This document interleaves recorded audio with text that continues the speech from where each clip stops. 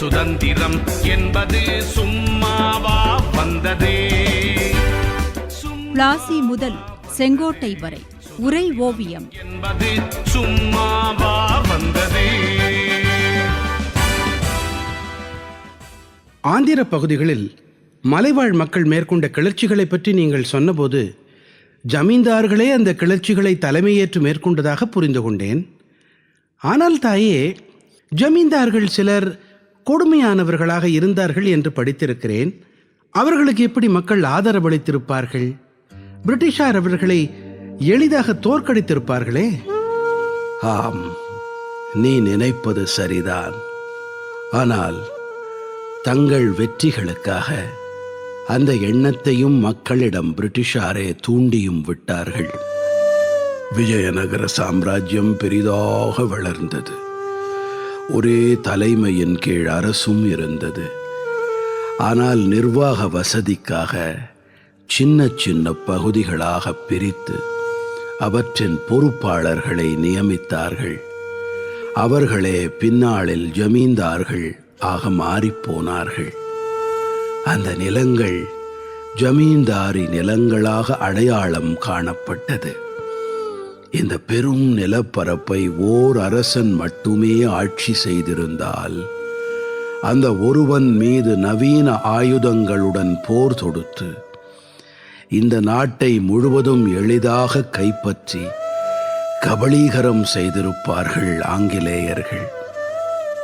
ஆனால் ஐரோப்பியர்கள் இந்த நாட்டுக்கு வந்தபோது சின்ன சின்ன நிலப்பகுதிகளாக இருந்ததால் அவர்கள் பல விதங்களில் எதிர்ப்புகளை எதிர்கொள்ள வேண்டியிருந்தது. ஆனாலும் நவீன ஆயுதங்களுடன் அந்த சிறிய ஆட்சியாளர்களை வெற்றி கொண்டு தங்கள் அதிகாரத்தை கொஞ்சம் கொஞ்சமாக பரப்பிக் கொண்டார்கள். ஆந்திர பகுதி மலைவாழ் மக்களும் தனி அடையாளத்துடன் ஜமீன்தார்களால் ஆளப்பட்டு வந்தார்கள். கொடுமையான ஜமீன்தார்கள் சிலரை வைத்தே அந்த பகுதிகளை தங்கள் வசமாக்கி மேலும் கொடூரமான வகையில் வருவாயை பெருக்கிக் கொண்டார்கள் ஆங்கிலேயர்கள். பிரிட்டிஷ் நில வருவாய் கொள்கைதான் பல கிளர்ச்சிகளுக்கும் காரணமாக இருந்தது. 1794 விஜயநகரத்தின் ராஜா ஆங்கிலேயர்களுக்கு எதிரான கிளர்ச்சியை வெளிப்படையாகவே தொடங்கினான். காரணம், தனது ஜமீன்தாரியின் பரப்பளவை குறைத்து ஆங்கிலேயர்களுக்கு செலுத்த வேண்டிய வருவாயை ஆங்கிலேயர்கள் அதிகரித்ததுதான். அதைத் தொடர்ந்து ஒரு போரும் நடந்தது. பிரிட்டிஷ் படைகளுடனான அந்த போரில் விஜயநகரம் ராஜா கொல்லப்பட்டான். அந்த போர் பத்மநாபம் போர் என்று என் வரலாற்றில் பதிவாகிவிட்டது.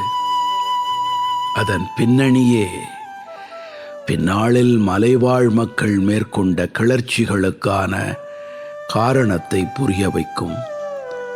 அப்போது விஜயநகரம், விசாகப்பட்டினம் இரண்டும் பூசபதி அரச குடும்பத்தால் ஆளப்பட்டு வந்தது. இரண்டாம் பூசபதி விஜயராம கஜபதி ராஜு என்ற பெயர் கொண்ட பூசபதி சின்ன விஜயராமராஜு அதிகரிக்கப்பட்ட வரியை செலுத்த மறுத்து பிரிட்டிஷாருக்கு எதிர்ப்பு தெரிவித்தார்.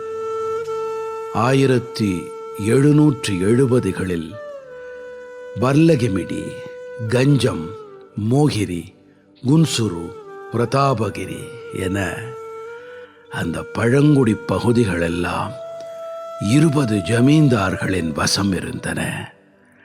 அவர்கள் 34 கோட்டைகளை வைத்திருந்தார்கள். 35,000 வீரர்களுடன் ஒரு படையையும் தங்களுக்கென வைத்திருந்தார்கள்.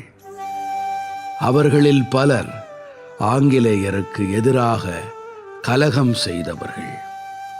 அவர்களும் மலைப்பகுதி கோட்டைகளில் பதுங்கிக் கொண்டார்கள். ஆனந்த கஜபதி ராஜுவின் மறைவுக்கு பின்னர் விஜய ராமராஜு விஜயநகரம் பகுதியின் ஜமீன்தாரானான். அவன் சிறுவனாக இருந்ததால் அவனது சித்தியின் மகன் சீதாராம ராஜுனு திவானாக இருந்து நிர்வாகம் செய்தான்.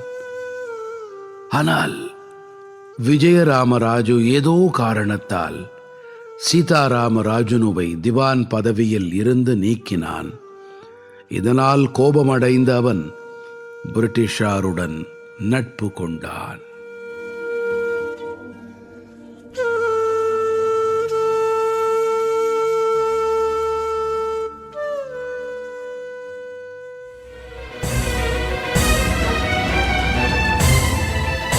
பிளாசி முதல் செங்கோட்டை வரை உரை ஓவியம் கேட்டீர்கள். எத்தனை எத்தனை தடியடியை தாங்கினர், எத்தனை எத்தனை செக்கிழுத்து வாடினர். தூக்கு மேடை ஏறி நின்ற காளையர்கள் எத்தனை, தாக்குகின்ற குண்டினாலே உயிரிழந்தோர் எத்தனை. படைப்பு சென்னை வானொலி நிலையம்.